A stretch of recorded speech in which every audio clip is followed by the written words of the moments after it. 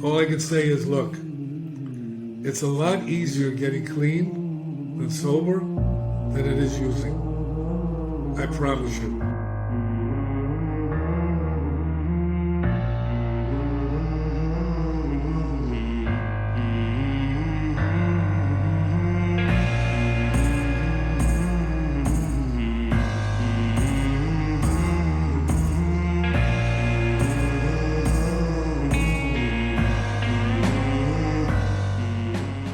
Hello, friends, and welcome back to the Strong Stoic Podcast. I'm your host, Brandon Tumblin.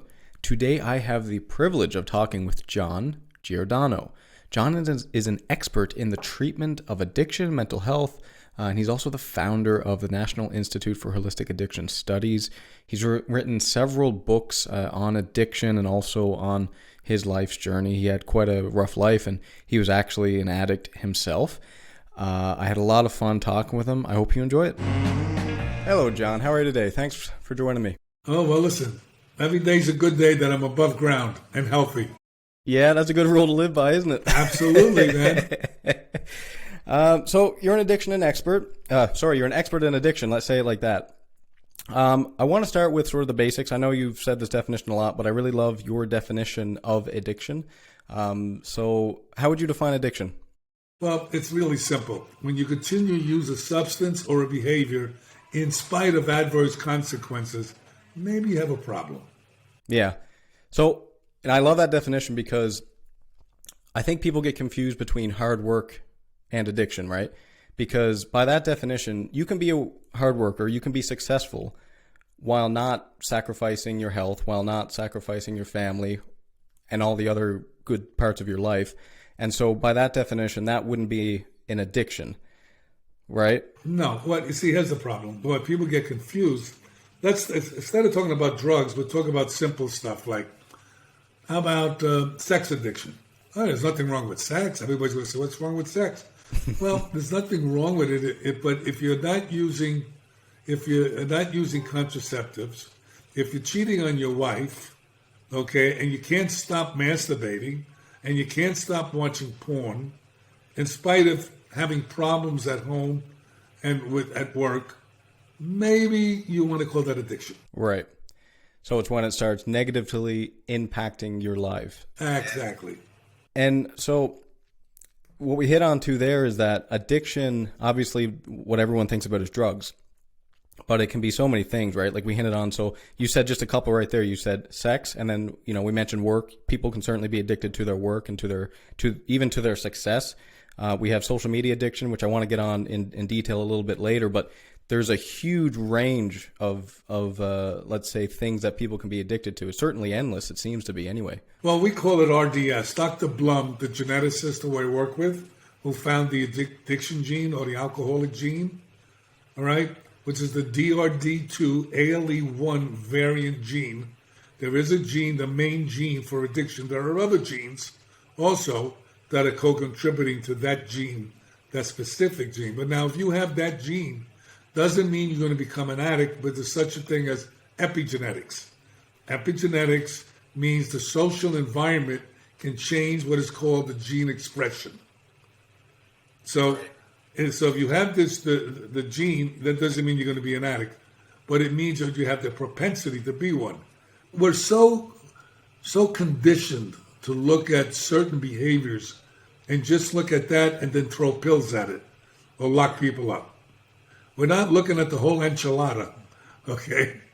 Now, so you mentioned there about sort of like the emotional response that people come through addiction. I think this is common, right? Because certainly you can imagine with drug addiction and alcohol addiction, there is this thing where, it's like, oh, my dad had a drinking problem and he got very abusive and very angry and aggressive.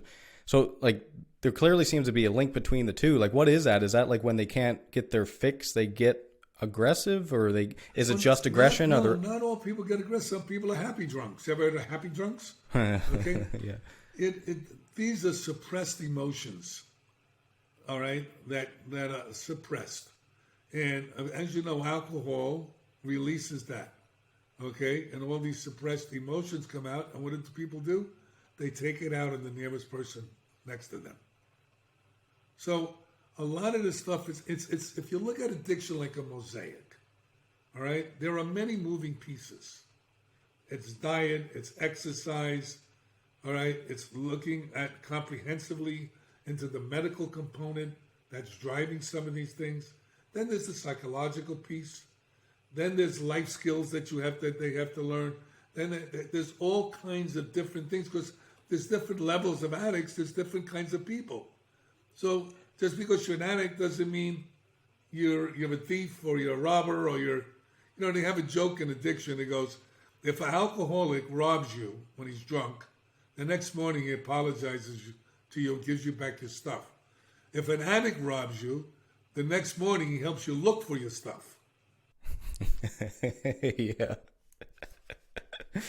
Yeah, so it's not and that's an interesting thing because addiction can make you I got to be careful how I word this. You said there's such a thing as happy drunks, right?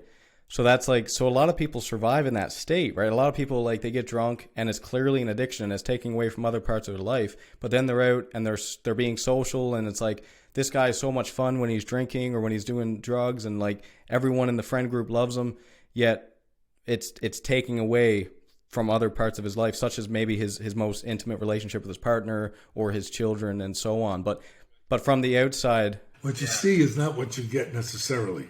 Right. See, and that's the whole. So addicts and alcoholics, we put on a face, okay, for one set of people and another face for when we go home and we're alone. That's so true, eh? Yeah. Yeah, that's so true.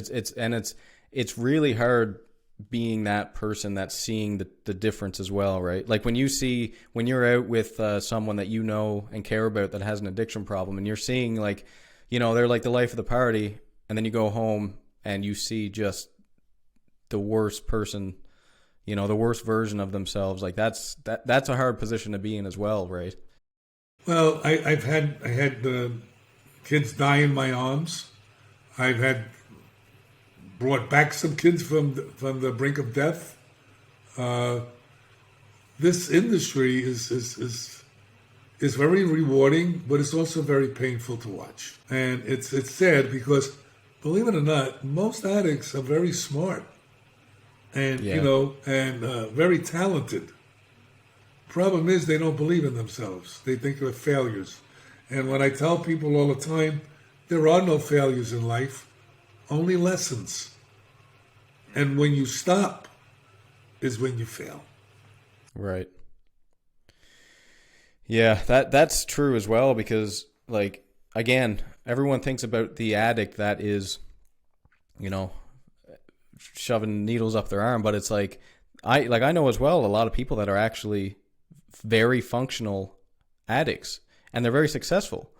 It's not the case that they're just complete and utter failures in their life. A lot of times that they actually have very successful parts of their lives, yet there is this underlying addiction, which unfortunately not a lot of people get to see. So from the outside, they're these really hyper successful people that are living the dream, yet when you go in their house, it's a different story, right? Well, I've treated movie stars, multimillionaires, street kids, every walk of life, and eventually your addiction catches up to you. You can no longer put on that front because everything is deteriorating. And it's just a matter of time. How much time? Well, it's up to God and you before it falls apart. It's people don't understand. You can get away with fooling people for so long, and then it's over. So, as an addict, do all addicts know that there is a problem there? Okay, I consider myself not an addict. I'm a recovering addict. See, when people say I'm an addict, I say to them, well, look, if you're an addict, that means are you still using? They said no. Well, then you're a recovering addict. Right. Okay? That's I have cancer, but I'm a survivor. So I'm a cancer survivor. Right. Okay? So your terminology, but a lot of people don't understand, words are very powerful. And words have a certain frequency that your brain picks up and creates a certain energy. If you keep telling yourself that you're a failure and you're a loser, well, what do you think you're going to feel like? A failure and a loser. All right. So what people say, well, I can't fake it. Well, it's not about faking it. It's about having a different attitude about it. See, and I wrote a book called "The Kid from the South Bronx Who Never Gave Up." It's my life story. How I went from I was only in the ninth grade, and I quit school. My father was a heroin. My father was a heroin dealer.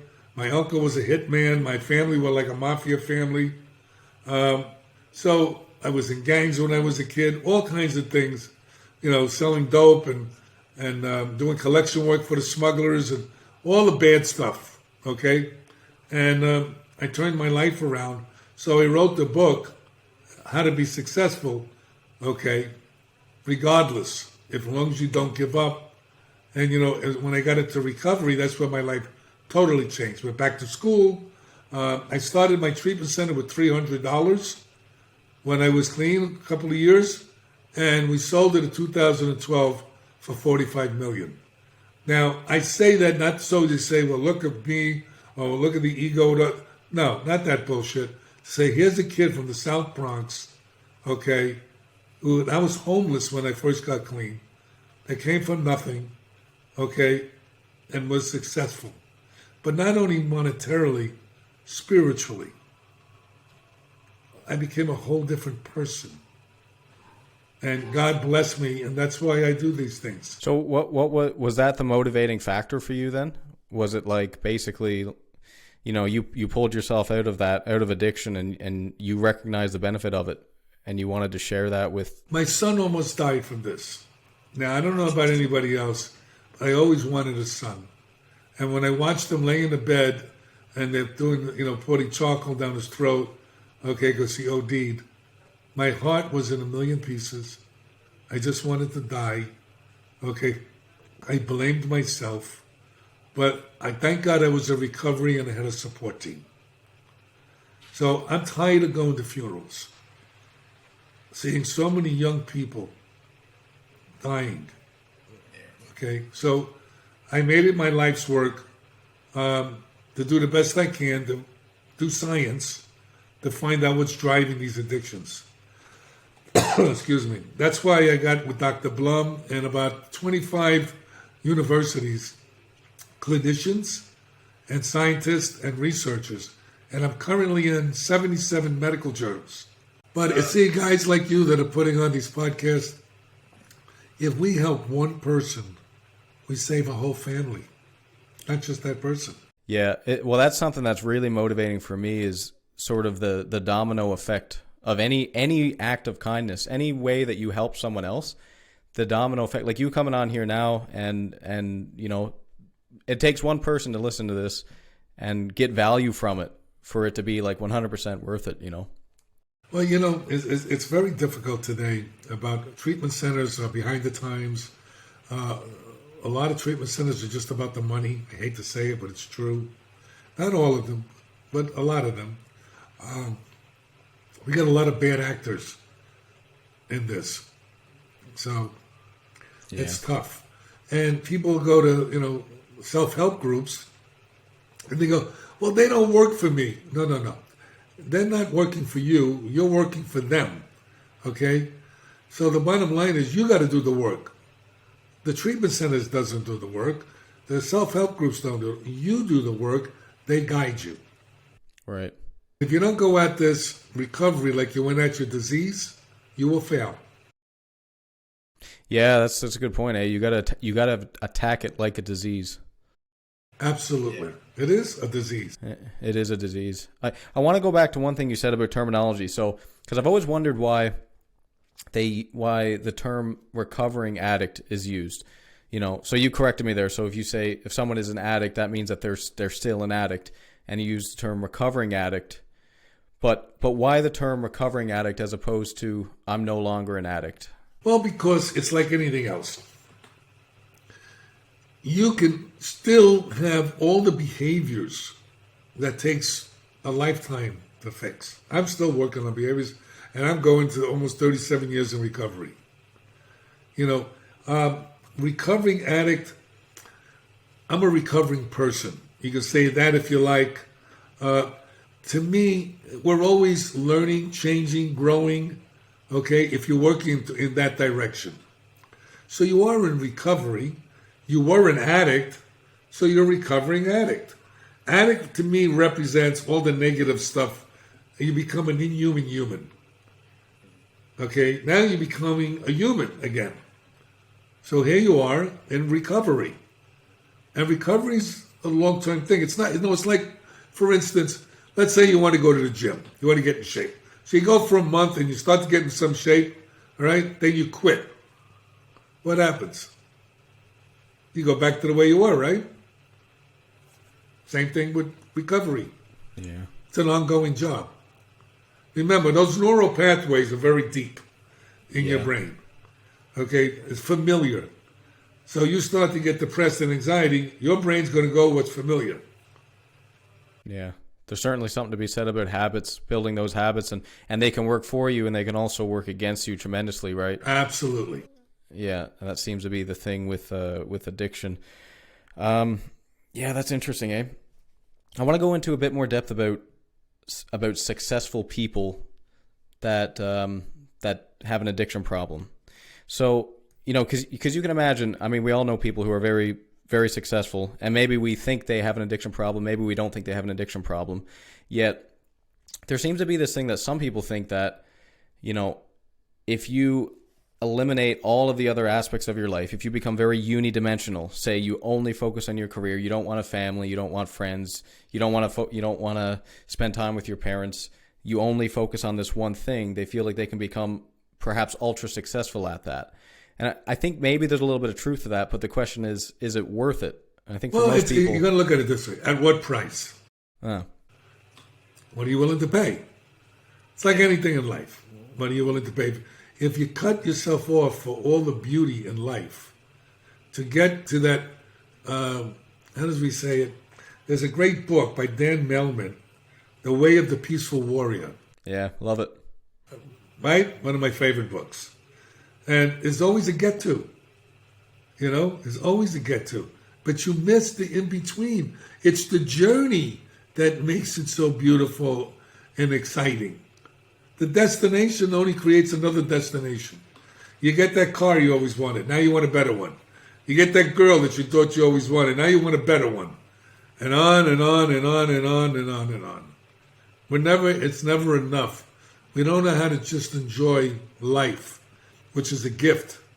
I believe the Creator or God or whatever you want to call it gave us the gift of life. It's what we do with that life is our gift back to the Creator. Real simple stuff, So addiction is quite complicated, especially today. I think a lot of our youth is very weak. They're a pill society. They take a Xanax. I'm feeling anxious. They don't want to work really that hard. They want to get paid for doing nothing. It's crazy what's going on. If you look at the news and you see there's millions of jobs out there, but they can't find anybody to work. Yeah, it might be a slight tangent, but I am actually worried about sort of the younger generation not wanting kids. I read an article in the newspaper just the other day. It was saying how like this couple, they were tired of people asking about them having kids, and they were tired of all this pressure to have kids. And it's like, okay, I get it. But at the same time, I think young people underappreciate how wonderful having children is. And I don't have children yet, but like, I have my brother. There's a big age gap between me and my brother. So, I recognize sort of like the importance of having children around. And also I have a nephew who's, he's wonderful to be around. And like, I don't know, do you worry about that as someone that's sort of like at a later generation, looking back in the younger generation, that they don't seem to appreciate the value of kids? No, I tell you what they don't want. It's not kids. It's responsibility. Yeah. Yeah. Okay, let's call it for what it really is. Yeah. It's a big responsibility to have children. When they're small problems. When they're big problems. Yeah, absolutely. So, and this generation's running away from them. Okay? Yeah. And the bottom line is everything is cyclical. It'll change. It'll change. I'm worried about a lot of things. Not worried. I'm concerned about what's going on in our society. because we have a pandemic going on and people are not looking at the epidemic that's under it. 93,000 people died last year of overdoses. It's horrific. See, most people don't understand. Well, they consider an addict or alcoholic who's somebody who's drunk, laying in the street, or an addict is somebody who shoots up and is under the bridge. No. An addict is mom that belongs to the PTA, the lawyer who got into an accident and busted his knee, and he got some oxycodone, and all of a sudden got hooked. The judge, same thing, got a back injury, he's got some oxycodone, boom, became an addict. These drugs change the molecular, well, the brain chemistry, and people become addicted like that. Now, do you think addiction is something that everyone suffers from, at least mildly, like maybe not to a high extent, but like, because you see addiction all the time, you see it everywhere. Maybe now is a good time to get into social media addiction because everyone is a little addicted or a lot addicted to social media these days. You know, we use the word addicted. You know, I really think it's about out of balance. Look, I still would be doing drugs if my life didn't become totally unmanageable. And most times, a lot of people that are doing drugs and alcohol or internet behaviors, all this other kind of, they don't see what they're causing in life. They don't see it. They're in denial. Right. Because they wind up being selfish and self-centered. That's the issue. Yeah, you know, I see this too, and it's something that I try and promote a lot is adopting, the importance of adopting responsibility in your life. I don't know, we seem to not want that. We seem to want to like work 40 hours a week and then spend the rest of the time on the couch watching Netflix. We don't want kids. But it's like at what point in life does your career no longer become important? Like at what point? So like you can imagine someone young, they're starting out their career and it's really important to them. And then they're putting off having kids. They don't want kids. They don't want kids because they feel it's going to take away from the career. But then there's like a certain age, maybe it's 40, maybe it's 50, where if you don't have kids, your life kind of sucks, doesn't it? No, there are people that are happy that don't have kids. It all depends on the individual. All right? It's not, based on having the kids or even get married. You know? It's whatever floats your boat. So I don't judge people that, I don't believe in religion. Fine. You know, I don't believe in religion either. And I believe in spirituality. Right. Religion to me is a way to control the masses. That's just my personal opinion. Even though I'm a chaplain for the North Miami Police Department.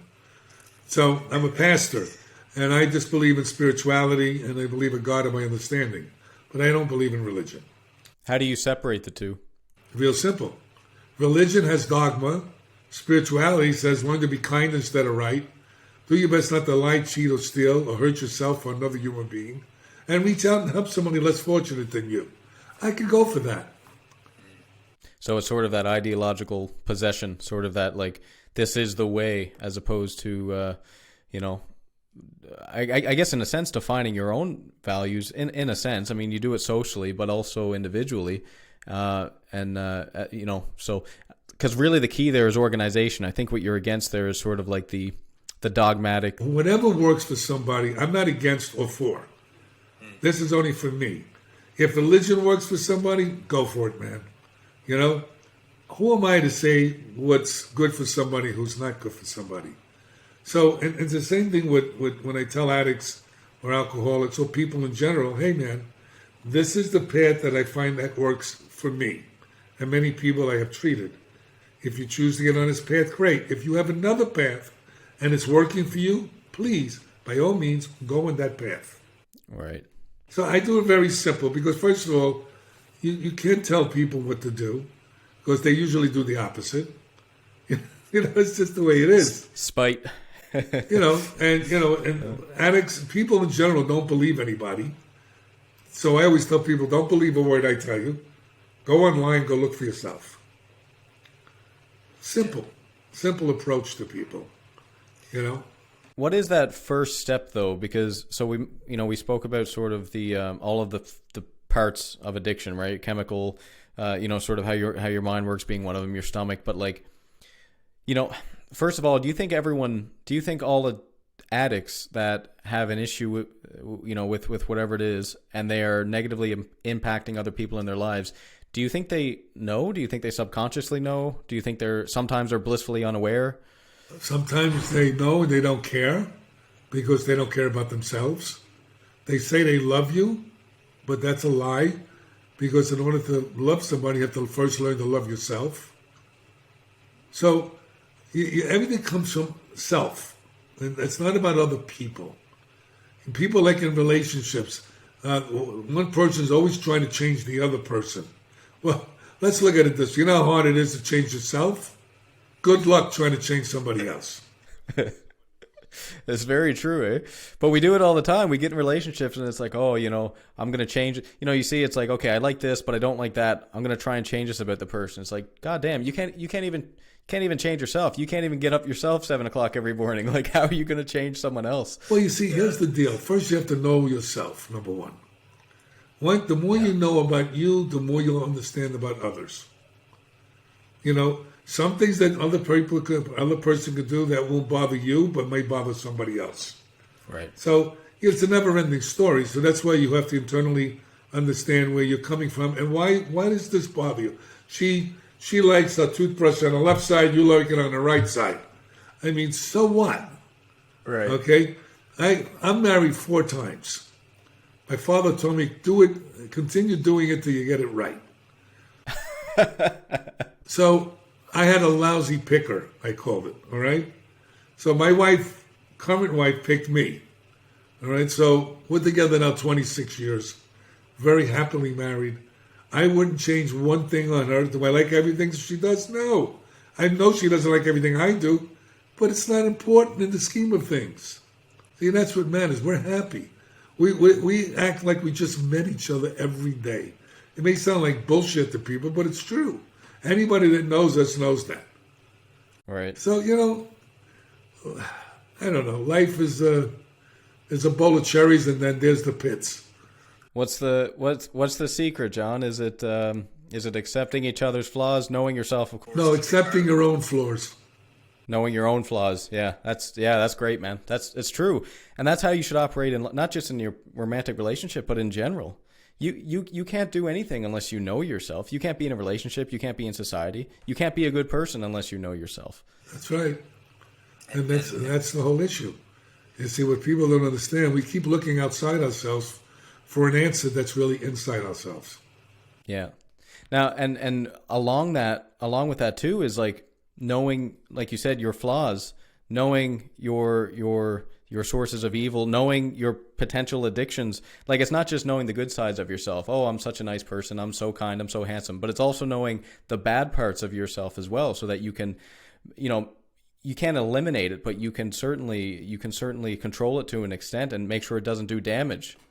Knowledge is power, right? But without action, it's worthless. True. So just because you know things about yourself, it's a first step.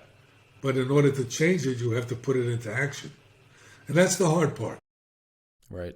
And that really is the hard part. And, I remember when, I'm 75 now. When I was your age, were you in your 20s, 30s? Where are you? 27. 27, right? I was jealous. I was possessive. I was immature. I was, possessive. I mean, I'm none of those things. I look at life, if I look back in that, it's like you're 27, right? Imagine going back to you when you were 16 and try to explain to you at 16 what you need to do. It's impossible. Never happened, huh? It took 11 years to get that knowledge. So I got news for you. It's going to take another 11 years to prove where you are now is not where you want to be. Yeah, that's a great point. Things take time, eh? It's a process, not an event. Yeah. It's like you said, know yourself, know where you want to go, but every step you take along that journey, it changes. Like, you change, and also your goal changes, and it never ends. That's why I say I'm in recovery. Well, that touches too on like this philosophical idea I like, and it's that, like, nobody's perfect, right? You can't be perfect. It's like saying, like, name of my podcast is the Strong Stoic Podcast, so I talk about stoicism a lot, but I also talk about how you can't be a perfect Stoic. No one can be a perfect. It's like you can't be a perfect Christian. You can't be a perfect anything. And so it's like, yeah, you can practice Stoicism, for example, but you can't really be a Stoic 100%. Well, if you find anybody that's perfect, let me know because I want to pray to them. That would be a deity, wouldn't it? That's that. That's exactly right. Oh, that's great. All right, so to get back to the addiction thing, like, and sort of finding or on the road to recovery. So would you say you hear it said all the time that the first step is recognizing you have a problem? Would you agree with that, or? First, see, here's the problem about recognizing you have a problem, okay? Because most people don't want to recognize they have a problem because that means they have to do something about it. Right. And like when I went into treatment, I didn't go because I had a problem. Everybody else thought I had a problem. I thought they had the problem, not me. Yeah. You see? I just went in pre-treatment to get everybody off my back. Right. So, most people are in denial. So was that successful for you? Well, I'm going on 37 years of recovery. There must have been a point, though, when you started to recognize the benefit of it. Well, there was. There was a couple of points. And what happened was when I went to treatment, I didn't want to be there. It was Christmas time. I wouldn't even get high with these people. That's what I said when I was in group. Okay? Then they wanted me to share my inner secrets in group. I said, if I do that, I have to kill you. So, I felt like a stranger in a strange land. Yeah. I'll put it to you that way. And what had happened was I wanted to go home for Christmas Eve. And what happened was they said, no, John, you can't go home. And I got crazy. I didn't get angry. I got rageful. And usually that would take me a day or hours to get rid of. And I remember my therapist in my head saying, John, do you ever pray on your knees? And I remember me saying to him, listen, man, are you out of your mind? I'm a recovering Catholic. I got calluses on my knees. So, he says, no, for humility. I said, yeah, why? Well, God doesn't listen. How about if I'm in the closet? Would he listen to me then? Yeah. So I said, I was in so much pain and so much anguish, right? So much rage. I went to get down on my knee and I couldn't put my knee down. Now, I know that may sound a little strange for people, but this is what happened. And I finally pushed my knee down. I finally pushed my second knee down. And for the first time, I asked God, or whatever the hell it is out there, all right, whatever they wanted, he or she wanted me to do, I'll do it. Just get rid of this. And it left. Now, I don't know about you or anybody else. That never happened to me before. And what I wound up doing is trying to get it back. I was trying to get angry again. Couldn't do it. So that was the first starting point in treatment for me. Jeez, that's crazy. That's a crazy moment. And the second part was towards the end of treatment, all right? They bring you in to a room where the nurses, the doctors, the therapists are there, and it's called exiting. And it's when you're going to leave treatment, whether you need extra treatment or they got to send you for long-term treatment or whatever. So that's what they tell you, right? So I went in the room, I sat down, and the doctor said, oh, no, John's doing great. And the nurse is saying, oh, yeah, he's much better than he was before. And all of this stuff. And the head doctor she said, he's full of shit. Well, the old John came out and said, listen, you fat bitch, I will kill all of you in this room. You'll never be able to get out of here alive, all right? And the doctor said to me, John, we only want to help you. I bursted out into tears, and I left, running out of my room, in that room, inside my shoes, I felt like. For people that don't know, I'm also a Grand Master in the martial arts, Black Belt Hall of Fame, all that other kind of stuff. So that was my real turning point there. So when he said that, something clicked, and you believed him. You really believed him. Well, when you know the truth, Okay, when somebody tells you the truth, most people get angry and run away or whatever. It hits you. Okay, it's like an arrow goes into your heart. We know the truth. We just make up excuses to say it's not true. Yeah. But I was ready to hear the truth. Yeah, well, that's an important thing, is confronting truth. I read this book from one of my favorite musicians, that he had an addiction problem. He was molested. He was a Catholic. Got molested by the priest, and for like 20 years he was in this band, and just alcoholic, the life of the party. And then eventually, he decided. Well, his wife gave him an ultimatum. Listen, like, this isn't going to happen anymore. He crossed the line when he got so drunk that he cheated on her, or he almost cheated on her. It was like he couldn't remember. He blacked out, but he woke up next to him. Almost counts on horseshoes and hand grenades. Yeah, yeah. Well, exactly. But he blacked out. He was that drunk, and that was the turning point. And she said, "Listen, like, this is it. Like, either no more alcohol or you're good to go."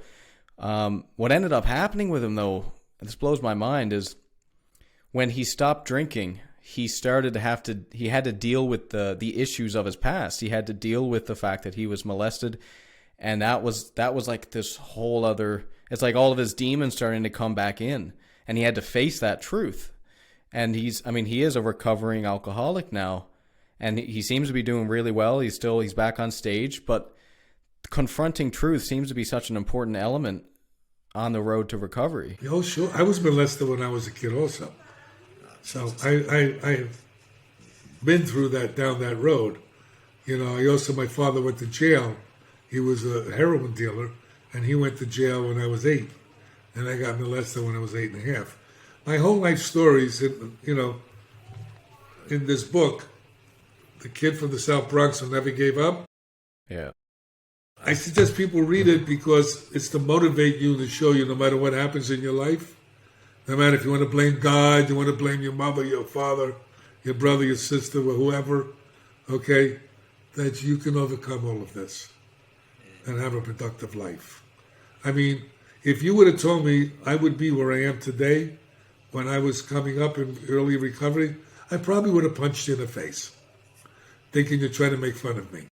Yeah. So, here's a kid that only went to the 9th grade, and, I finally got a GED, and now I got all my certifications, and, went to school and all this stuff. I write books, I lecture all over the world. I mean, never, I'm a street kid. I'm an inner city kid from the South Bronx. Who the heck would have ever thought that I would have been where I am today? And it tells about all the things that happened to me on the struggle to where I am today. And you see, look, if shit's not happening in your life, you're dead. That means you're dead. Because it's always going to happen. Yeah. You just got to be strong enough to overcome it. Yeah. Yeah. You're not your circumstances. You are how you react to your circumstances. Yeah, absolutely. Perception is everything. Now, one of the things that, to get back to this musician, that he mentioned that really, I didn't really expect it, but it makes sense. He said that when he stopped drinking, what ended up happening was his friends stopped calling him. And this was like a really hard thing for him, right? Because obviously, we're social beings. We like to have friends and we like to go out with our friends. But when he stopped drinking, his friends, no more calling, no more, hey, let's go out, let's go do this. And he lost probably like 95% of his friends. Over time, he started to get, let's say, friends that were more in line with his new self. But I'm sure that's got to be a fear with addicts, right? That they're going to lose their friends. First of all, you got to define what friends are, okay? And when you're using what you think are your friends may not be your friends. Right? That's number one. First of all, number two, you have to understand your mind is not working properly. See, this is picture it as a $1 billion computer here, right? But now you got a virus, and your $1 billion computer saying 2 and 2 is 6, and you go, must be 6. My $1 billion computer says it's 6. That's the problem. So your perception of friends may be completely skewed. Now, I had the same problem in a sense that I went back to my friends. They said, don't go back to where your old places, old things, old people. And after 3 months, I went to my friend's nightclub, hanging out, right? And I could sense I was uncomfortable and they were uncomfortable. They would go to the bathroom, come back with white powder all over their nose. And I'm sitting there and I'm going, what am I doing here? And eventually I had to leave. I don't see those friends like I used to see them. So life changes, right? Well, who you associate with and who you spend time with is a huge part of your identity. So if you want to become someone new, you have to let go of who you were. And part of that is your friends. Well, if you want to know what someone's really like, see who their friends are. My old friends were drug dealers, robbers, collection guys that collect money, drug dealers, all kinds of. Today, police officers, therapists, scientists. I mean, it's completely different. Yeah. Do you find you have deeper connections with your friends now than you would have? You know what? I have a deeper connection with me, which leaves the door open for deeper connections with others. Plus, I have my street sense. Yeah. That's always helpful, eh? Street smarts. Yeah, it does help. So in knowing yourself, you're able to have deeper connections with other people. Yeah, it gets back to what we said earlier. Well, there's no shame in my game anymore. I mean, look, I talk about my molestation. I talk about my family. I talk about my issues. I don't have to hide anything anymore. What you see is what you get. Yeah. If you believe me, you don't believe me, it's okay. I'm just sharing information to help other people to grow. Period. Yeah. Yeah, well, that musician said that a secret can kill you, and the way that you kill a secret is by telling it, through speaking truth. And that was, it's amazing, like, and I'm sure you've heard so many stories like this, but he went to an addiction meeting, or a meeting, and he had no intentions of sharing his story, right? And then he sees this person go up, this very successful hockey player, I don't know who it was, and he goes up and he says, I was molested as a kid, and, I was an alcoholic for the last 20 years. And then, he had this little speech prepared, right? I'm going to say this, I'm going to say that. Wasn't even thinking about talking about his molestation. He goes up, that's the first thing he says. He threw out his speech, and he just confessed. And he said, and that was the point when he felt free. Yes, exactly. It was this freedom. It was like, because again, if you tell a secret, no one can hold it against you, including yourself. Listen, if people are going to judge you, they're going to judge you regardless. And the reason why people say, well, I'm always worried about people judging, because you're judging people. The better you are together, see, I'm not into judging people, because if I'm going to judge them, I better judge myself. Okay? Right. Because none of us are perfect. No, I just do the best I can with what I have. Yeah. Yeah. I mean, after that, there's really nothing else you can do, That's a very stoic response as well. It's like, focus on what you can do, try and be virtuous, do the right thing, do good by yourself. But at a certain point, there's externals that are just far outside of your control. That's right. And you just have to do the best you can. Yeah, that's exactly it. So to get back to the younger kids' problems, what do you think about social media addiction? Well, social media, it's like everything in life. Okay, there's good stuff to it and there's bad stuff to it. Okay, so yeah. I think it's going to run its course, because it shows you what kind of kids are growing up today. There's a lot of bullying that goes on. There's a lot of shaming that goes on. There's a lot of ego stuff that goes on. They don't have a life outside of their computer. Now look, I know I'm addicted to my damn phone. I'm always on the phone with somebody or something for some reason or other. So I do my best sometimes to temper it. Sometimes I do, sometimes I don't. So I understand because this is all really basically new to our society. So it has its circle. It's got to complete the circle. There's a lot of people that are pulling off of Facebook because they had enough. So you're going to have people there that are not going to be there. You're going to have people that are there, people that visit once in a while, people that don't visit anymore. And it's just life. Life changes. Look, we got cars now. Before they were horse and buggies. I mean, things change. And if you're not with the times, you're going to be left behind. Well, one I'm really worried about. I don't know if I just started this 2 weeks ago. I tried this TikTok. Oh, I don't even go there.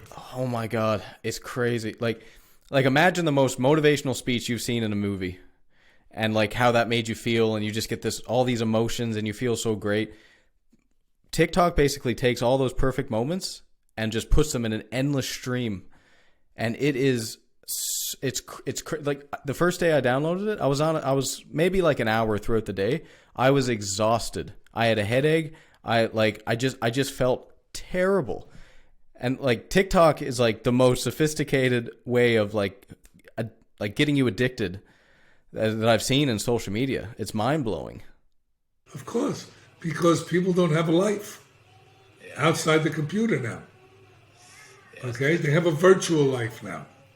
And just like, when I laugh, that drives me crazy, okay, texting. You don't talk to people anymore. You call them, they don't answer the phone, but they'll text you. Yeah, that's weird. Isn't that such a weird thing? Yeah, because they don't want to talk.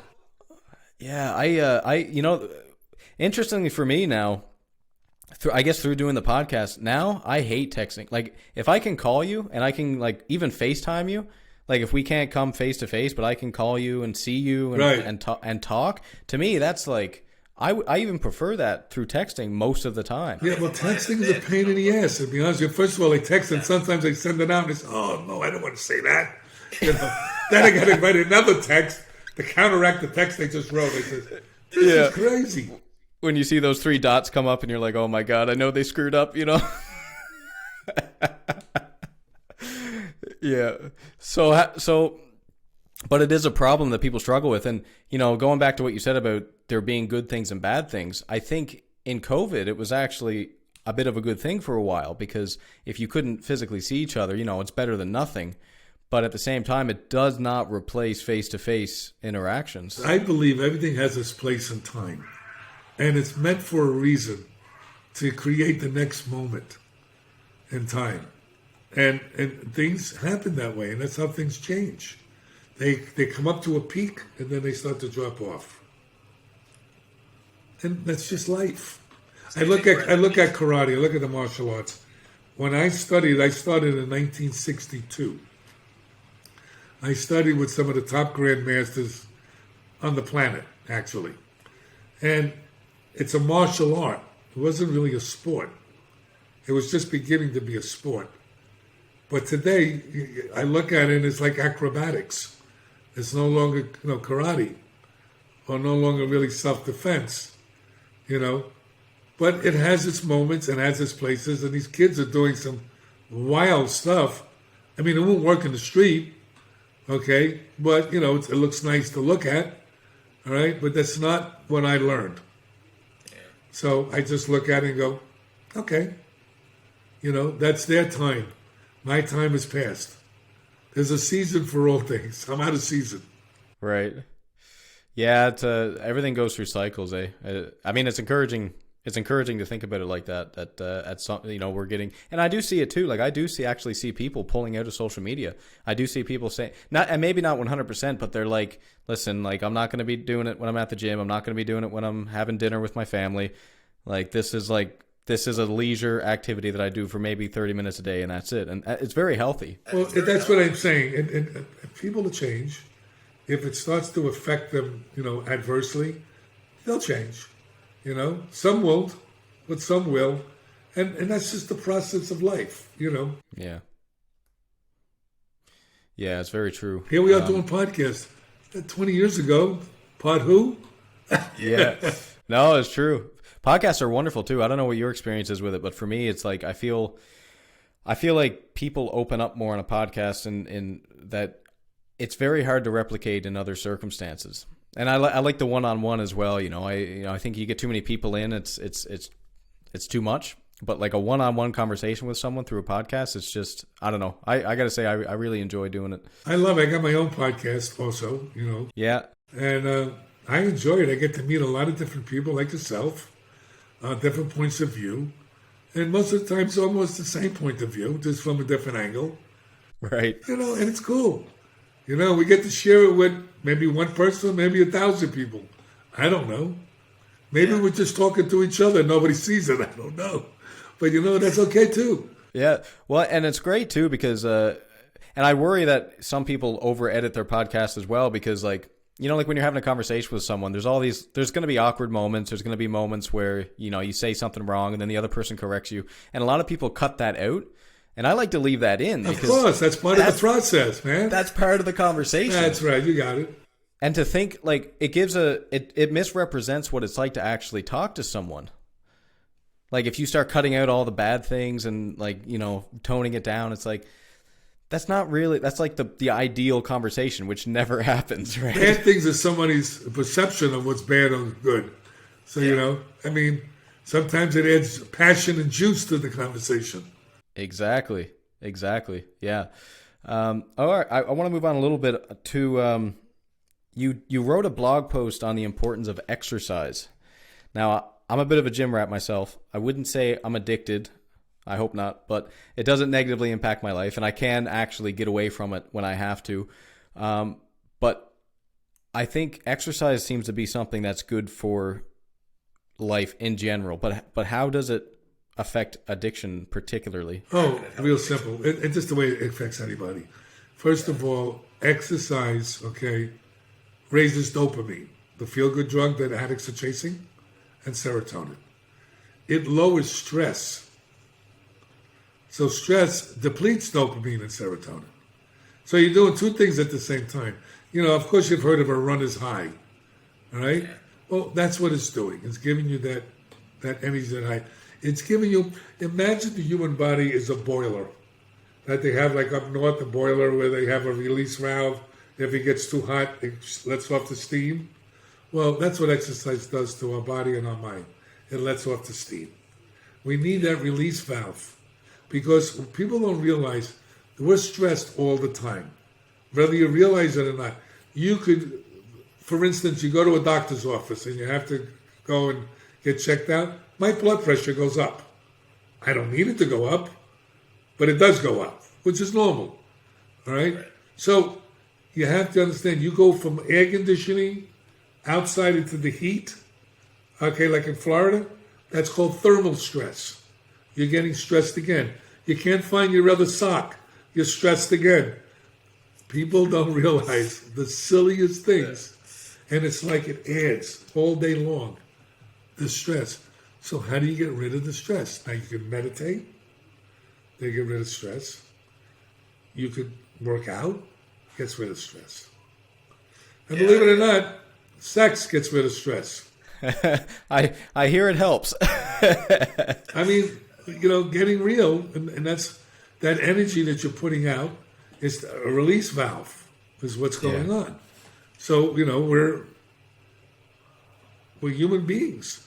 We can't hold on to all the stress. That's what causes depression. That's what causes anxiety.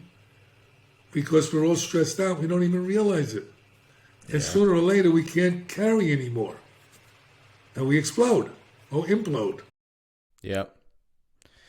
Yeah, it's so crazy to me because, like, people keep thinking about, like, the secret of life, and it's like we've known this forever. It's like you need intimacy, you need good relationships, you need exercise, you need to eat well, you need some purpose, like meaningful work, meaningful job in life. Like, this, like, we've known this for a very long time, and I don't think anyone would disagree with that. Yet people are still asking the question as if there's no answers or there's no potential answers. Well, it reminds me of the guy that goes to the library and he's reading 42 self-help books. And he's still a hot mess. He's saying, well, I read all these books. I don't understand. I got all this information. Well, first question is, do you apply it? If you don't apply it, what good is it? Useless, yeah. Worthless. Okay, so the bottom line is, life is really kind of simple, but also very difficult. You know, we get stuck in different business. Like I told you, when I first got into recovery, I got divorced, and I wound up being homeless. She got the house, she got the car. A friend of mine lent me a bicycle. Another friend lent me a place to stay. I mean, shit happens. You know, so I just kept moving on. The alternative wasn't good. So I just kept going forward. Yeah. And believe it or not, I actually enjoyed myself. I used to take the bike to somebody lonely. I used to live on the beach at a friend of mine's place and ride down the boardwalk at 2 in the morning. The ocean and the sky was beautiful. And I got to appreciate creation. And I never was like that before. So that position moved me into another position where I learned something else. So you never know, no matter how bad things get or whatever you consider bad, can absolutely be an opportunity. Yeah. Well, nature seems to be one of those universal things. Like I don't know anyone that says if they go out and they watch a sunset or they go out into the woods for like a small hike and breathe fresh air. I don't know anyone that says, "Oh, that's horrible. That stresses me out." It's like everyone can like take something from nature and enjoy it. And it's like music. Like it's something else I wanted to ask you about, because for me, music is very, very powerful. Like I am a musician, but even if I'm not playing it and I'm listening to it, it seems to be so moving for me. And I think it's something that's common among people. Does that help? Like, have you seen that? Okay, well, that's a good point. See, sound, okay, even just sound, whether it be music or just sound of frequencies, actually is the way the brain functions. We did a poster board up at New York Academy of Science. That's where you lay out your research, okay? And we did QEEGs, which measures the electrical input in the brain as it's listening to certain decibels of sound. And a lot of the people who were there were working with people that had autism, people that had dementia, and it was making a marked improvement in their conditions. Sound, people don't realize, is connected to memory. You remember you're driving in a car and you hear a song and you start to laugh. It brings back a memory. Or you start to cry. It brings back another type of memory. So everything is interconnected. So music, okay, you got Beethoven, you got all of these different kinds of musics that are mathematical geniuses that wrote these sounds, all right, actually affect the brain and the body. So yeah, music is extremely important. Yeah. I stumbled across Beethoven the other day, and, you know, I was never like, I was a fan, but it wasn't something I listened to regularly, but I just stumbled upon it and I listened to it, and it just put me in such a meditative state. Like, just like you said, geniuses, like the math behind it and the neurochemistry and it's mind blowing. And it does seem to be a universal among humans. Everyone loves music to some extent, right? Absolutely. So we have what we did at my treatment center. We had drumming. This guy, I came across a technique called drumming, where everybody in the group would have a drum, and you would have a leader, and then he would play a couple of beats, and everybody would go around, play the same beat, and it would grow and grow and grow. And they used it in Italy for kids that have mental illness.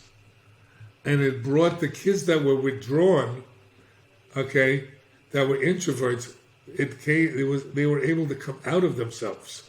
Wow. And we would hit the drums and go around, and everybody would just get wild. And then everybody would start singing and screaming and just playing the drums and on and on and on and on.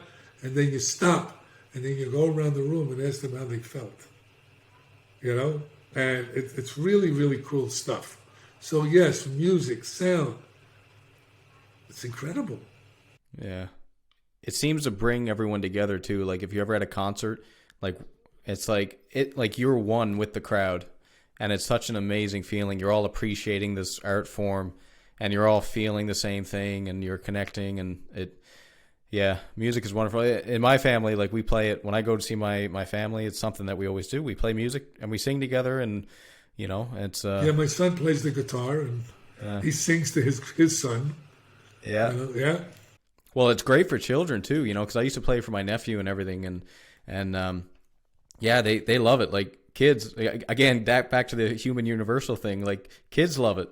They'll sit back and they'll watch you play and they'll listen to the sounds and they're just so entranced by it. If you want to learn how to enjoy life, watch a little kid. Everything is new. Isn't that Everything true? is like Yeah. a wow. You know, we forgot that as growing up. Yeah. We bypassed that. We're in a hurry, being in a hurry. Yeah. We're running through life. Okay, you gotta walk. Yeah. Take your time. Listen, I did it when I was younger, running through life. I guess with age, that's what you start to learn. That you got to enjoy not every day, every moment, because things change from moment to moment. Yeah. Well, my friend said that, after he had kids, he said, people always think that you teach kids how to live. He said it's not. He said it's the other way around. Kids teach you how to live. That's right. Yeah. I want to end with two questions. The first is, if someone's listening to this and they have an addiction problem and they know they have an addiction problem, what do they do? Well, first they go for help. Okay, that's number one. Where do they find help? Like if they can call me. They can go to my website, Giordano.com, or they can call where I work, the South Beach Detox in North Miami Beach. Look up the number. I don't have the number with me, but yeah, no, I'll put it in the show notes. But seek out help. Don't be afraid. Don't be ashamed. There's no shame in the game if you're going for help. The shame in the game is when you don't have help and you're looking like an asshole all the time. Yeah, that's true. Second question. This is a harder one. If someone's listening to this and they see someone that they love that is struggling with addiction and they can't seem to get them to be motivated to fix their addiction, can they do anything? Should they stop? What they can do is get an interventionist. Okay, that's what I used to do too. You go and you do an intervention because you need a professional to deal with them. And what you got to do is you get the whole family together, all the friends together, okay, and you do what is known as an intervention and see if that would work. All you can do is the best you can do. Yeah. And you have to let it go. Well, and there seems to be, like, to reference that story I mentioned earlier about that musician, like his wife, when she said, if you don't stop drinking, I am leaving, that wasn't an idle threat. She meant that, and he knew that, and that's what made him quit. Well, some addicts do, some addicts don't. What helps a lot of addicts, believe it or not, they get busted. They wind up in jail. So, some wind up in a hospital. When it's time, it's time. Yeah. We have a saying in addiction treatment: many are called, but few are chosen. Yeah. I don't know. I was the most unlikely person to succeed. I always had my suitcases loaded. I never opened them up except when I had to pull a wrinkled shirt out. I always walked over to the elevators. I was always leaving. They always was pulling me in different directions. Yeah. You don't know, man. The people we think are going to make it don't. The people we think are not going to make it do. It makes you wonder too, because people always talk about things that need to happen to them to make their lives better. And it's like, it's not just because something is good for someone else doesn't necessarily mean that it's good for you. And sometimes something that might seem bad actually puts you on the path to recovery. That's right. When I used to say, hey man, when is this going to get better? This sucks. I mean, they said, did you use today? I said, no, John, it already got better. Yeah. That's a great point too. It's like what can I do today? What drop can I put in my bucket today? Well, listen, thank you so much for coming on. Thanks for taking some time out of your day and coming and talking to me. My pleasure. I think it's an important conversation. I think so many people struggle with this, I know people personally. I've seen the effects of it. I've seen the bad effects of it. And I think everybody has experienced it or knows someone who struggles with it. So it's good to have people like you that's, willing to be compassionate about it and talk about it and look at it holistically and not, you need that. You need that compassion and empathy to really make a change. Absolutely. And listen, get the book, The Kid from the South Bronx Who Never Gave Up. It's an easy read. We made it in big type so you don't get intimidated. Right? And it's to help people motivate themselves to a better life. Yeah. I'll definitely put it in the show notes. Great. Is there anything else you want to say? I know you mentioned your website there. I'll put it in the show notes. If there's people can find you through there, and if they want to reach out to you. And all I can say is, look, it's a lot easier getting clean and sober than it is using. I promise you. And remember, whenever you use to get away from one problem, you create 9. Yeah. It's like a dog running from its tail. Doesn't work. Yeah. Recovery is hard, but what's the alternative? Right. Yeah. All right, John, thanks again. All right, man. Have a good night. You Bye, too. everyone. Bye.